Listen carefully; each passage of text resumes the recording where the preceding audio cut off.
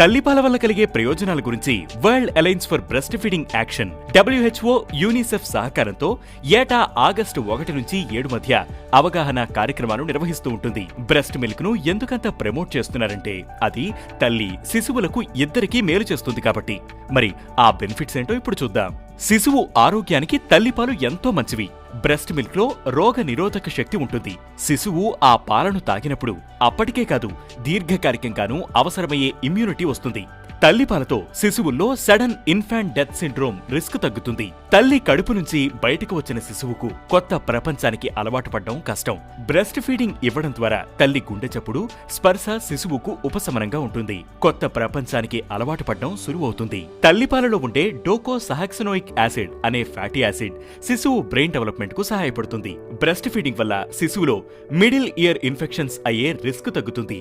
శిశువులో allergies, diabetes risk ను breast feeding తగ్గిస్తుంది. ఇక ఈ బ్రెస్ట్ ఫీడింగ్ వల్ల తల్లికి కూడా మేలే. శిశువు పాలు ఇవ్వడం వల్ల ఆస్ట్రోపోరోసిస్ అంటే బోలు ఎముకలు వ్యాధిన పడే రిస్క్ తగ్గుతుంది.